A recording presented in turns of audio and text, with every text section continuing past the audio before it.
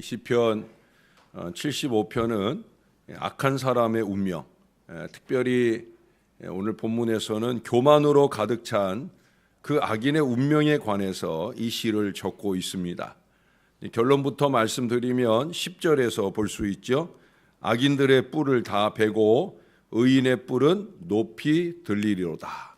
이게 결론이에요.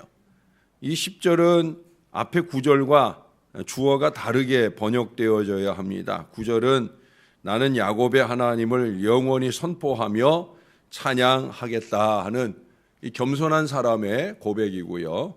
그 다음 10절의 주어는 하나님이에요. 하나님께서 악인의 뿔은 꺾으시고 의인의 뿔은 높이 드시리로다 라고 적어야 맞을 거라는 겁니다. 오늘 시인은 악인의 대표적인 모습으로 교만을 들고 있어요. 교만은 악이라는 거죠. 그것은 악인은 하나님을 인정하지 않는 것이고 하나님을 인정하지 않는 것은 인간의 이 교만에서 비롯되기 때문에 하나님은 이 교만을 악이라 규정하고 그 악을 징치하실 것에 대한 말씀을 오늘 하고 있어요. 5절 말씀을 한번 보셔요. 너희 뿔을 높이 들지 말며 교만한 목으로 말하지 말지어다. 뿔 또 교만한 목 두 가지 교만의 표시를 말하고 있어요.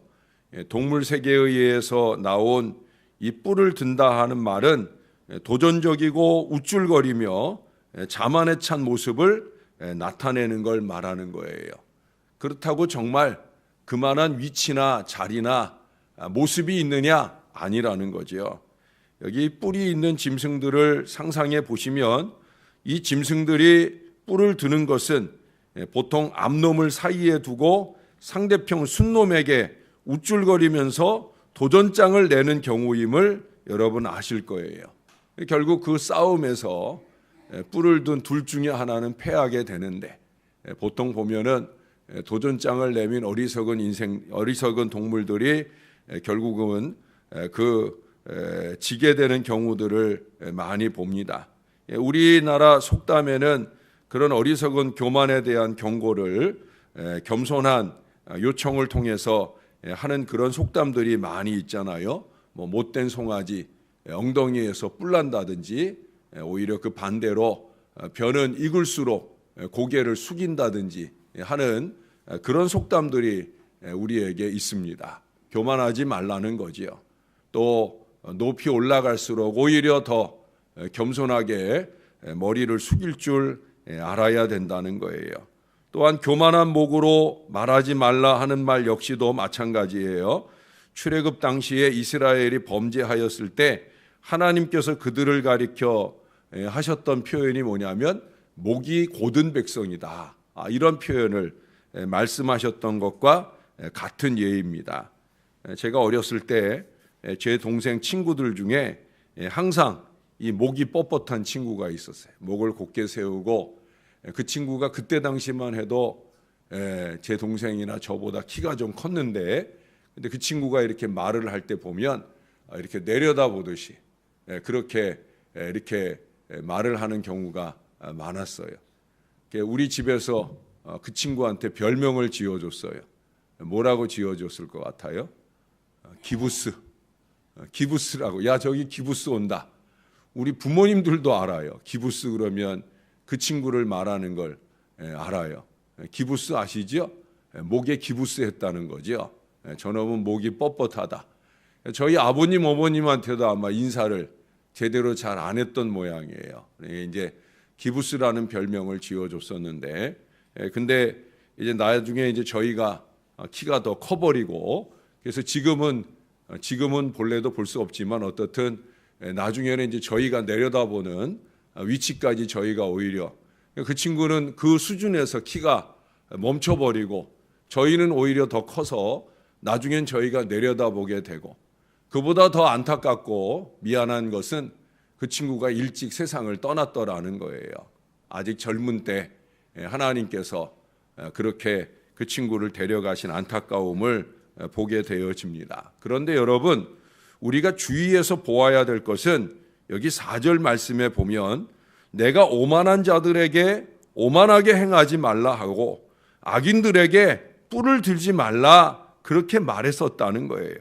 하나님께서 교만한 악인에게 그러지 말라 말씀으로 경고하시는 것을 볼 수가 있어요. 바로 우리 한국 사람들이 누구보다 하나님의 이러한 경고를 들어야만 할 것입니다. 이스라엘에는 이런 유머가 있어요. 영국인이 한 사람 있으면 줄이 생기고, 이스라엘이 2명만 모이면 3개의 정당이 생기고, 일본 사람들이 3명만 생기면 4개의 무역회사가 생긴다.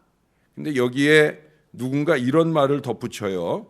한국 사람이 4명 모이면 5명의 당수가 생긴다. 이런 얘기를 해요. 이게 뭐예요? 우리 한국 사람들은 자리를 좋아한다는 거죠. 대접받기 좋아하고 높은 자리 좋아하고 정당 만들기도 전에 당수 자리 놓고 싸우는 게 우리 한국인의 민족성이다라고 하는 것을 세계인들도 안다는 거예요. 그래서 꼬집은 이야기라 생각이 되어집니다.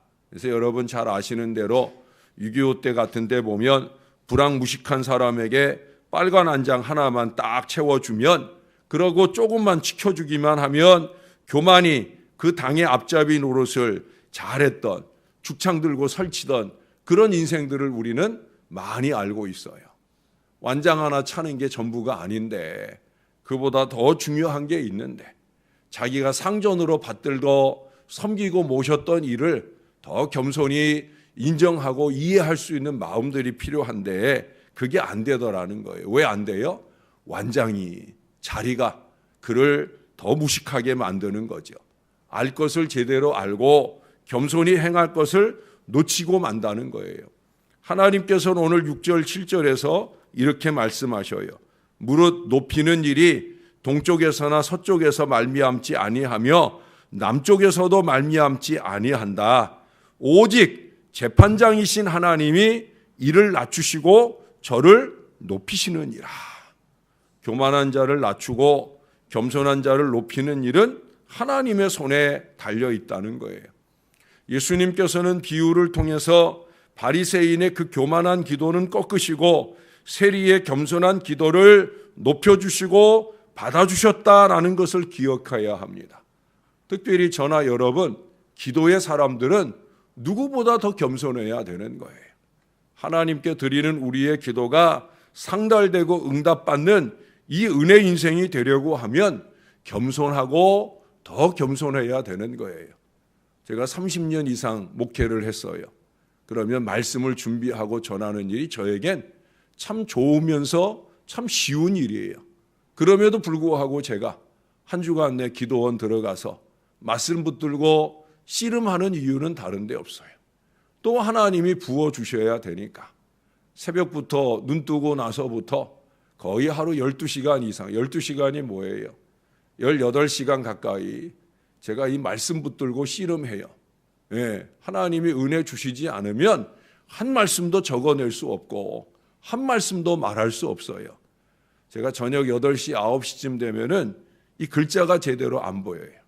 예, 이 노트북 펼쳐놓고, 예, 이거를 막 하루 종일 열심히 하다 보면 성경을 이렇게 볼래도, 책을 이렇게 볼래도 이게 눈이 침침해져서, 예? 제대로 잘 보이지 않아요. 저녁 한 8시, 9시쯤 넘어가면 잘 안 보일 정도가 돼요.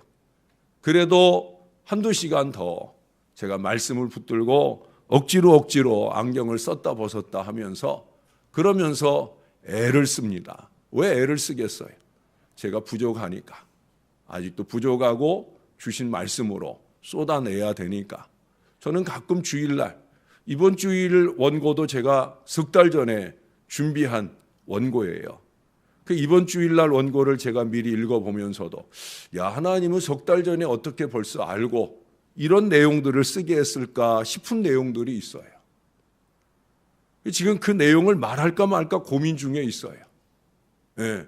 3개월 뒤에 우리에게 이런 일이 있을 걸 어떻게 알고 이 말씀을 적어 놓았을까? 하나님이 하시는 일이라는 걸 늘 알게 됩니다. 부족한 종의 아둔한 지혜가 어찌 3개월 뒤를 내다보겠습니까? 하나님이 하시는 거죠. 그래서 저는 더 겸손할 수밖에 없는 거예요. 아무것도 아닌 자를 들어쓰심을 감사하고 무릎 꿇을 수밖에 없는 거예요. 초대교회 교부였던 크리소스톰은 말합니다.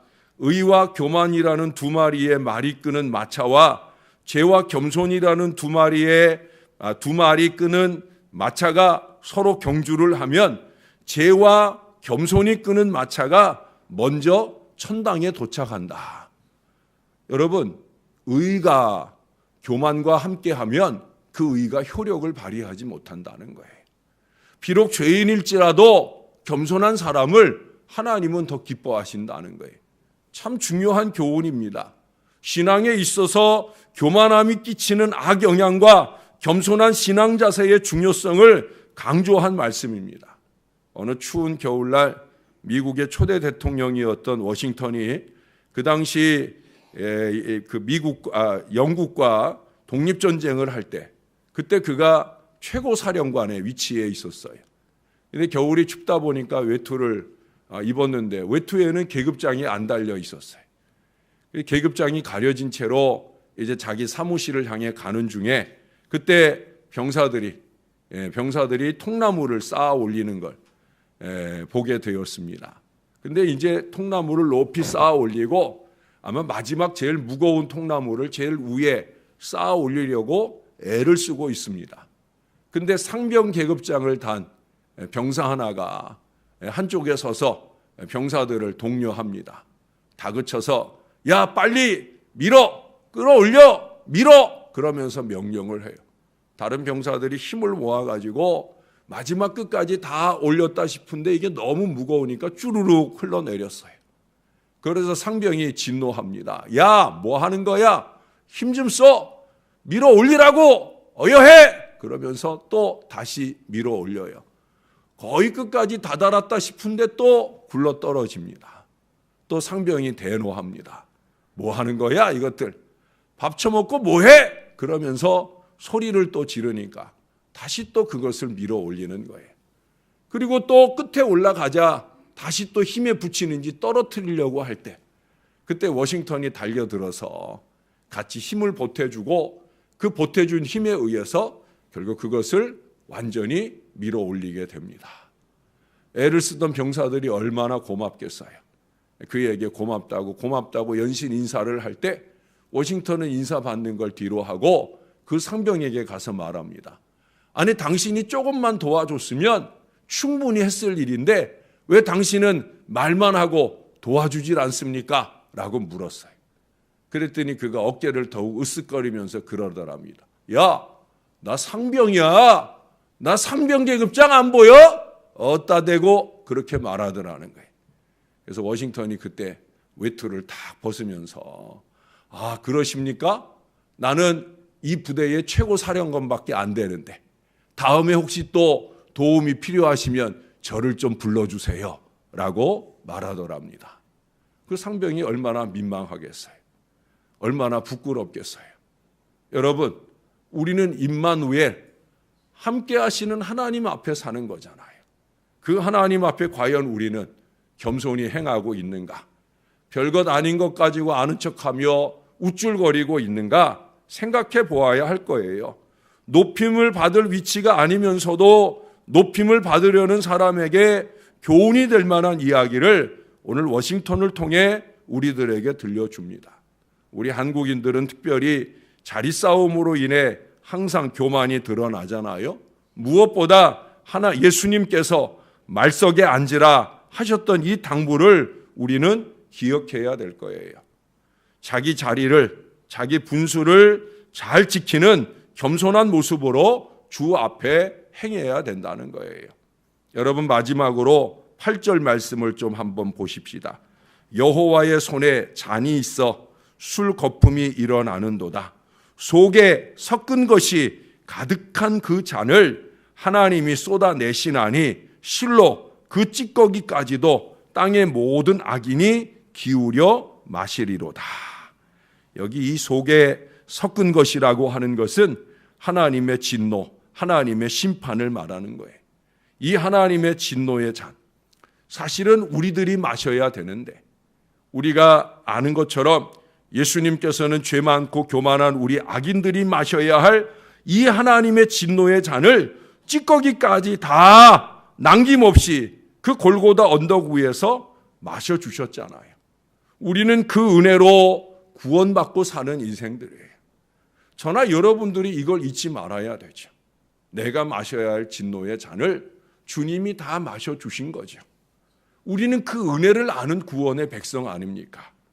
그런데도 불구하고 우리가 여전히 우리의 교만의 뿔을 세우려고 한다고 하면 이제는 하나님의 이 직접적인 진노의 잔을 피할 수 없을 거예요. 여러분 2절에 말씀하잖아요. 주의 말씀이 내가 정한 기약이 이르면 내가 바르게 심판하겠다. 이게 하나님 말씀이에요. 그러나 우리가 심판받자고 신앙하는 건 아니잖아요. 우리가 하나님께 구원도 받고 상급도 받자고 신앙하는 건데 우리가 주님께 가는 그날까지 더 겸손히 행하며 하나님의 은혜도 받고 구원도 받아야 할 것입니다. 겸손한 사람, 그는 1절에 보시면 1절에 보니까 그런 말씀 하잖아요. 하나님이여 우리가 주께 감사하고 감사함은 주의 이름이 가까움이라. 누가 주님께 가까운 백성이 되겠습니까? 겸손하게 감사를 아는 사람, 겸손하게 하나님께 영광 올려드리는 사람, 그런 사람이 주님이 가까이 하시는 사람이에요. 영광 받으시기 위해서 이 예배의 자리에 우리를 초청하는 인생이에요. 여러분, 우리가 예배 드리고 싶어서 드리는 게 아니에요. 하나님이 우리의 예배를 받으시기를 기뻐하셔서 우리를 부르시는 거지요. 이 부르심을 감사하고 겸손히 하나님께 감사하면서 하나님의 은총을 전파하는 이 믿음의 인생을 저와 여러분들이 열심히 살아야 할 거예요. 그러면 주님이 우리를 더 가까이 부르실 줄로 믿습니다. 임마누엘 크신 은총으로 우리 위에 더하실 줄로 믿습니다. 이 은혜를 힘입고 사는 겸손한 믿음의 사람, 하나님 앞에 하나님 보시기에 좋다 여기실 그 사람이 될 수 있기를 우리 주 예수님의 이름으로 간절히 축원합니다. 기도하겠습니다. 하나님 아버지, 언제나 말씀 앞에 겸손한 저희들이 되게 해주셔서 감사합니다.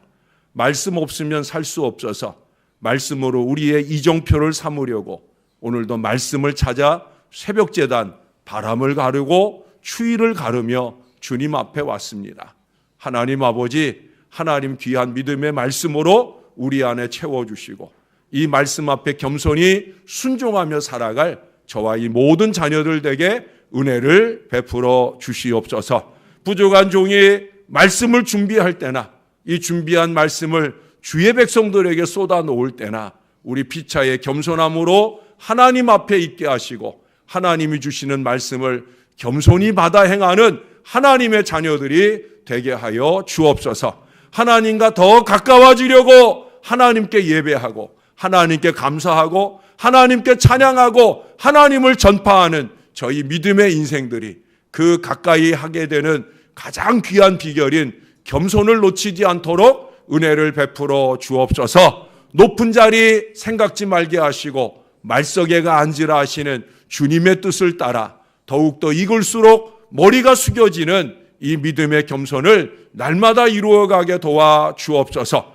소리를 높이기보다는 소리를 낮추며 자세를 낮추어 하나님께 영광될 복된 믿음으로 살아가는 저와 이 모든 자녀들 다 되게 역사하여 주시옵소서. 내일은 또 거룩한 주일입니다. 눈도 온다는 예보가 있사온데 주의 백성들이 예배 자리에 오는데 어려움 없도록 항상 그 걸음을 인도해 주옵소서. 우리를 가까이 부르시고 우리의 예배를 받아주시는 것을 감개무량하게 생각하며 주의 존전에 오는 일을 행복하게 여기고 예배할 때마다 큰 은혜가 넘치는 우리 교회 모든 예배가 되도록 축복해 주옵소서. 일기가 불순한 중에 주의 백성들을 영육간의 강건함으로 지켜주옵소서.